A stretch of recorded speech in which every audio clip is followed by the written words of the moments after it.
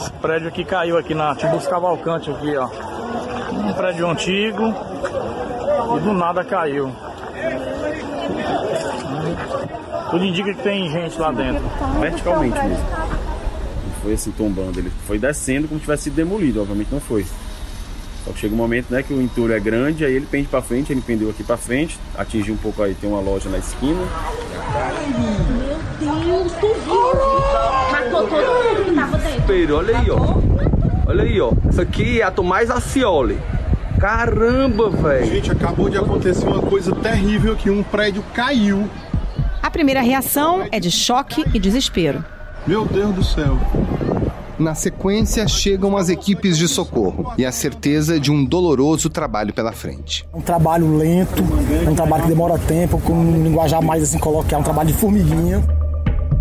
Essa ação cautelosa, relatada pelo coronel Cleiton Bezerra, à frente da operação no edifício Andréia, em Fortaleza, que desabou ontem, faz parte da rotina de treinamento das equipes de salvamento e resgate. Foi assim há 21 anos no Palace 2, no Rio. Eram 4 horas da manhã quando 44 apartamentos vieram abaixo, matando 8 pessoas. E no edifício Wilton Paes de Almeida, no Largo do Paissandu, em São Paulo, no ano passado.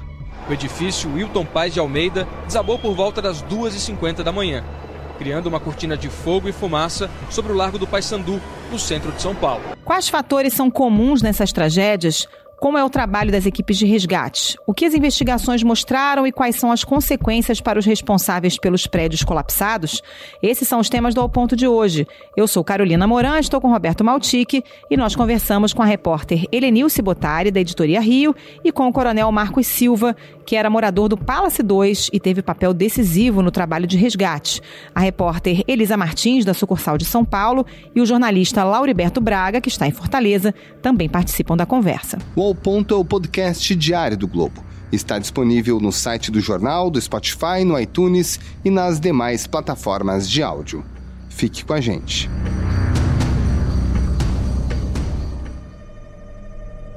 Helenilce Bottari, você já trabalhou em grandes tragédias que envolvem prédios que desabaram, prédios residenciais e prédios precários. Você participou de quais? Alguns, né? Alguns bem antigos, a Clínica Santa Genoveva, na incêndio de 88, teve um prédio na abolição, também em 88, nas chuvas de 88. Depois eu participei da cobertura do Palace 2, acho que foi em 98. As colunas 1 e 2 do Bloco B ruíram em poucos minutos. Os bombeiros chegaram logo depois.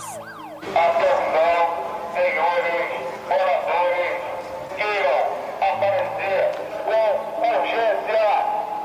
Participei também do desabamento na 13 de maio, que foi em 2012, por aí vai.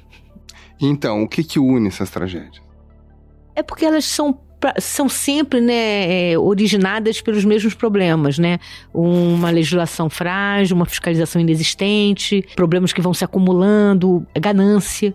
Quase sempre essas construções elas foram feitas, né, de forma irregular, né, cortando custos de material, segurança e as outras tragédias que a gente vai acompanhando, né? Acabam que as pessoas vão morar lá e não sabem exatamente a situação desses edifícios, não há, durante todo o período, a gente observou, tanto no caso do Palace como no caso, né, dos edifícios da 13 de maio. Um prédio desabou no centro do Rio de Janeiro, perto do Teatro Municipal e de outros prédios históricos da cidade. Nós verificamos que haviam obras irregulares acontecendo. Uma delas era para reforçar uma piscina na cobertura de um prédio do Palace. Teria originado, né, teria dado o start, né, do desabamento, embora várias outras irregularidades tenham sido encontradas ali. No 13 de maio a mesma coisa, uma obra também de forma irregular sendo executada, mas no 13 de maio foi mais grave, né, que arrastou 2 outros prédios junto com essa obra que estava sendo realizada e que parecia que ninguém via, apesar de estar sendo feita durante o horário de movimento do prédio.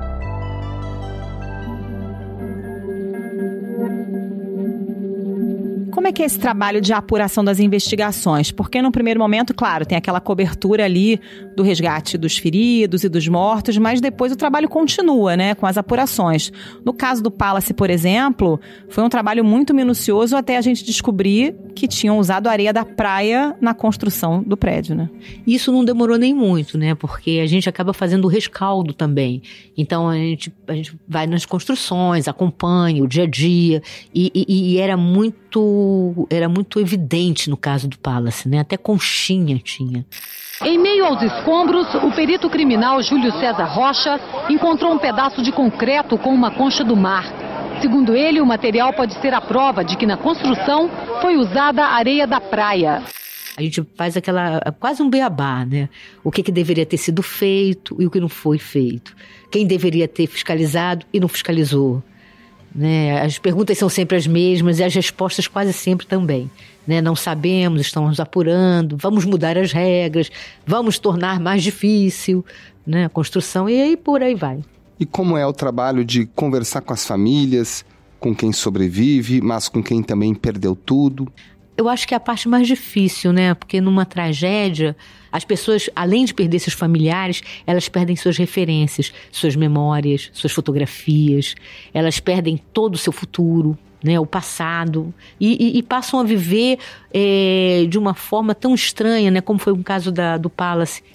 O meu apartamento ainda estava de pé, foi esse que caiu agora de manhã. Toda a tua vida ali dentro, de repente está tudo no entulho, foi embora tudo, acabou. Essas pessoas ficaram numa espécie de suspensão. Elas ficaram durante muitos anos em hotéis, num hotel, aliás, numa expectativa que não acabava nunca. Então, assim, eu fico imaginando que dor é essa, né? Que é como se você morresse alguém seu e o enterro nunca acontecesse. A impressão que dá é que a vida delas simplesmente para. Tem famílias que até hoje estão brigando na justiça para receber a indenização do caso do Palace, né? 21 anos depois. O que me incomoda muito nessas tragédias é que elas só vão se somando. Por exemplo, o Palace acontece em 98. Em 2012 acontece a tragédia, né, da Avenida 13 de Maio. É como se essas famílias se encontrassem e continuassem seguindo sem os direitos. Né? Nem no Palace, nem no 13 de Maio, até agora foi feito nada de verdade. No Palace saíram algumas pequenas indenizações, uma parte. A dívida, que é mais de 180 milhões, não chegou nem à metade de ser paga para todas essas famílias. O que chama mais atenção nesse tipo de cobertura? Tem algum caso, alguma situação que você recorde que marcou? Eu acho que todos são muito traumáticos, né? Não só para quem está cobrindo, mas para a cidade, né? Eu lembro que no caso do Palace houve uma comoção muito grande, mas também no caso do 13 de Maio as pessoas faziam vigília em frente, né? Então você fica... E aquele cheiro, né? Que tem um cheiro característico, né? Então você fica vendo aquilo ali, você tem a sensação... E é uma cena constante nisso, né? As pessoas passando por cima desses escombros, né? Enquanto fazem escavações, tentam localizar pessoas, e você vendo as famílias ali esperando que dali saia alguma coisa, né? Que dali saia alguma notícia sobre o seu parente. Eu achava que eles estavam presos numa bolha de ar e que estavam muito bem, obrigado, e que eu ia conseguir tirar todo mundo. Eu acho muito traumático. E isso aconteceu agora de novo na Muzema, com um número ainda maior de vítimas, o que deixa a gente com uma sensação pior. Lamentavelmente, um desmoronamento, um desabamento aqui de um prédio construído aqui na comunidade da Muzema, na região da Barra da Tijuca, zona oeste da cidade. O prédio veio todo abaixo.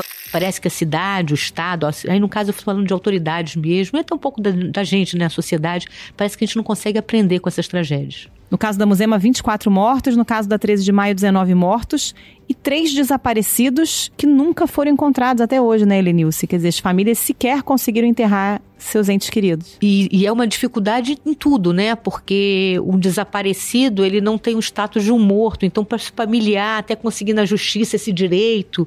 É como se a tragédia dele fosse pior do que a dos outros, né? Parece que ele não tem sequer o direito de viver a sua perda, né? De enterrar, de fazer aquele ritual que a gente faz, né? Quando perde alguém. Nem isso eles tiveram direito e acho que, claro, nunca terão. E a punição dos responsáveis sempre parece muito complicada, muito arrastada. Eu tenho a impressão que em nenhum desses casos nós temos de fato uma punição, né? No caso do Palace, né, o engenheiro foi preso inicialmente, né? Acho que pagou 1 ano, se eu não me engano. No caso, o Sérgio Naia morreu, inclusive. Chegou a ser preso durante um tempo, mas depois foi solto. Muito curto. E no caso do 13 de maio, né, também a mesma coisa. As pessoas não tem ninguém realmente culpado. Enquanto o município, a fiscalização do município, passar diante de um prédio desses e não reparar que ele está sendo construído de forma irregular, que ele existe, né? Porque a impressão que tem é que não existe, porque passa e não vê. Enquanto acontecer isso, enquanto a fiscalização também não for responsabilizada por esses casos, eu acho que muito pouco vai mudar. Helenilce, obrigada pela participação. Até mais. Eu que agradeço a participação, Carol. Maltique, um abraço. Valeu.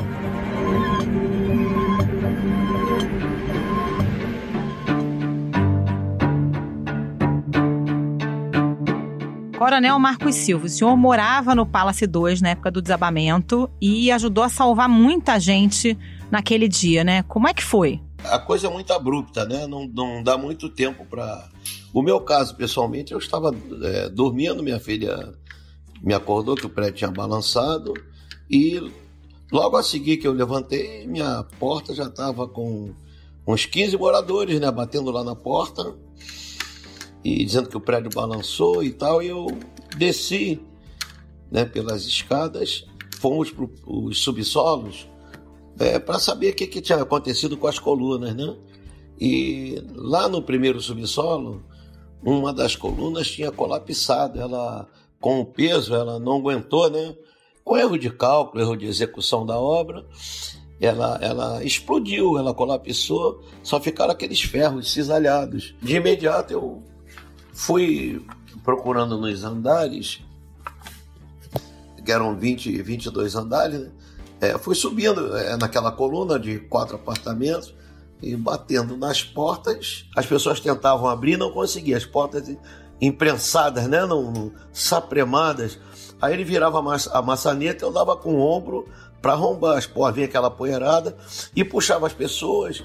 Foi eu botar o pé do lado de fora, o prédio deu um estouro lá em cima, segundo do outro estrondo, e desceu com tudo.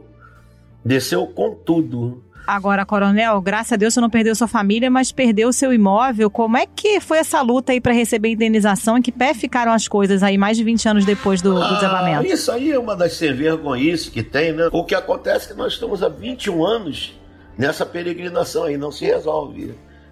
Entendeu? Não se resolve, não resolve nada, tá? A dívida só aumenta e eu não sei por que 21 anos para decidir um processo em que houveram vítimas, vítimas ficaram marcadas eternamente, entendeu? Vidas que foram ceifadas.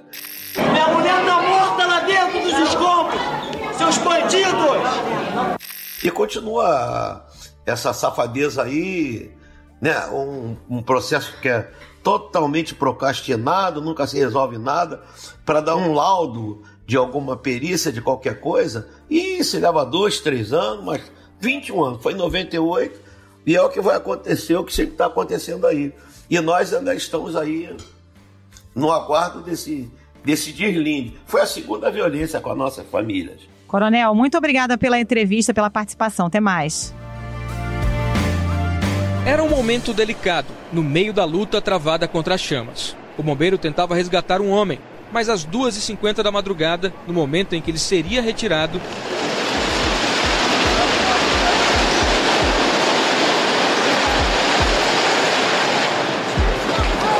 o prédio veio abaixo. Bom, Elisa Martins, no dia 1º de maio do ano passado, cobriu, né, o acidente trágico no Largo do Paissandu, no centro de São Paulo, no edifício Wilton Paes de Almeida. Da mesma forma que os outros prédios que a gente já mencionou aqui, Elisa, o Palace 2, a Muzema, como essa tragédia que ocorreu em Fortaleza. Também havia precariedade das instalações do prédio? Havia, com certeza. Era um edifício de 24 andares, ocupado de forma irregular, como vários no centro de São Paulo, e tinha cerca de 300 famílias, talvez um pouco menos, o número não é exato, porque era uma ocupação.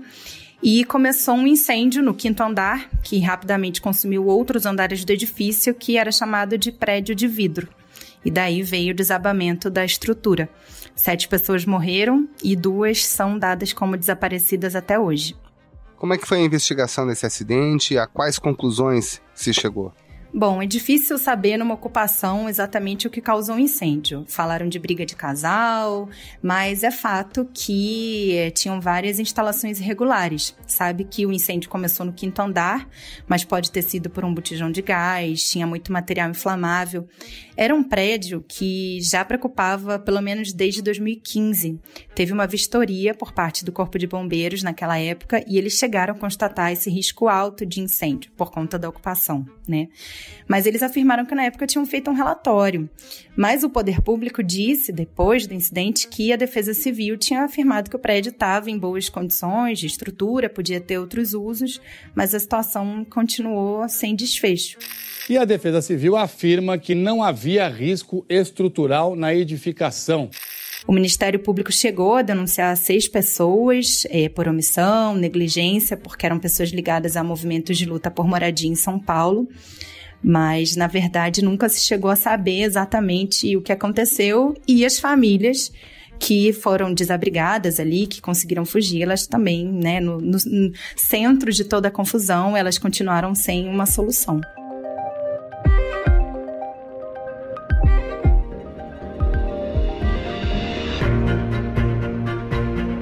Que é o desafio de acompanhar uma tragédia como essa no local, Elisa? O repórter chega lá e tem que prestar atenção em quê?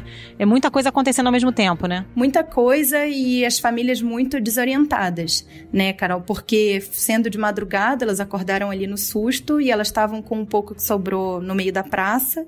Muito jornalista em cima, foi muita gente pra lá, foi uma cobertura intensa e ainda com as fumaças saindo dos escombros e o Corpo de Bombeiros, eles isolaram toda a área. Era difícil a gente conseguir chegar, mas ao mesmo tempo as famílias queriam falar sobre aquilo, porque era também a chance delas falarem sobre um drama, que é um drama que não é exclusivo do edifício Wilton Paz de Almeida, não é exclusivo de São Paulo, né? Mas São Paulo tem um desafio de moradia muito grande. E aqui atrás estão os moradores de rua, que já usavam aqui o Largo do Paissandu para passar a noite, já passavam boa parte do dia aqui. Então, naquele momento, as pessoas realmente queriam falar e estavam preocupadas com o que ia acontecer com elas. Mas chamava muita atenção a quantidade de crianças também. Então, elas ainda ficaram por muito tempo ali na praça. Foi uma cobertura que não foi só daquele dia. A gente ainda acompanhou o drama das famílias por várias semanas. E elas, como eu falei, elas só saíram, as últimas, só saíram 3 meses depois da praça. E hoje, como estão essas famílias? Pois é, hoje a situação é a seguinte. Cerca de 290 famílias conseguiram comprovar um vínculo com a ocupação, segundo a prefeitura. Na época foram mais de 400 que se apresentaram, mas a prefeitura disse que tinha muita gente que tinha se misturado, que era de outros movimentos ou pessoas em situação de rua. Mas, bem, as que conseguiram comprovar o vínculo, naquela época, elas recebem um auxílio aluguel de R$400. Isso até que o poder público consiga fazer o que eles chamam aqui de atendimento habitacional definitivo, né? Que seria uma moradia, mas ainda sem previsão. E o auxílio aluguel de R$400 não é suficiente para alugar uma casa no centro de São Paulo. Então, muitas das famílias que moravam no edifício do Largo do Paissandu, elas foram morar na casa de parentes ou foram morar na periferia. E muitas, para continuarem no centro de São Paulo, ocuparam outros prédios abandonados, cortiços, na mesma região. E assim continua essa situação ainda sem solução. Elisa Martins, repórter da sucursal de São Paulo, muito obrigado pelo seu relato. Obrigada, eu que agradeço. E antes de encerrar o episódio de hoje, a gente vai a Fortaleza. Falamos com o jornalista Lauriberto Braga, que colaborou com a cobertura do Globo na terça-feira, faz um resumo do dia e projeta os trabalhos das equipes de resgate nesta quarta-feira. O trabalho da equipe do Corpo de Bombeiros Salvadores do Ceará no resgate às vítimas do desabamento do edifício Andréia, aqui em Fortaleza, durante todo o período da tarde, utilizou cães farejadores e também uma retroescavadeira. À noite, o uso da retroescavadeira foi suspenso, na expectativa de voltar o uso dela no período da manhã da quarta-feira. Ao longo do dia, vários voluntários da Universidade de Fortaleza, a Unifor, como também de outras instituições filantrópicas, vieram aqui dar suporte aos familiares das vítimas, tanto o pessoal que está desaparecido, quanto também para os sobreviventes. E o pedido do Corpo de Bombeiros é que durante todo o período do resgate haja silêncio total para algum pedido de socorro por parte do soterrado seja ouvido pelo Corpo de Bombeiros, e que também haja uma localização mais próxima através de contato de celulares dos familiares com essas pessoas desaparecidas. A situação é de preocupação pela questão ainda do número de desaparecidos. O prédio Andréia tinha 40 anos de fundação, tinha 7 andares, 2 apartamentos por andar, mas sendo que 12 estavam ocupados e 2 desocupados. Esse foi o Ao Ponto de hoje, o podcast diário da redação do Globo. Nessa conversa a gente conta com a participação de toda a equipe do jornal, as mesmas pessoas que levam até você informação e análise de qualidade todos os dias. O Ao Ponto está disponível no site do jornal, no Spotify, no iTunes e demais plataformas de áudio. E você entra em contato com a gente pelo e-mail podcast@globo.com.br. Quer saber mais? Entre em oglobo.com.br e confira todas as notícias e reportagens especiais. A captação do áudio ficou com o Maurício Belli e a edição é do João Guilherme Lacerda. Tchau. Até mais.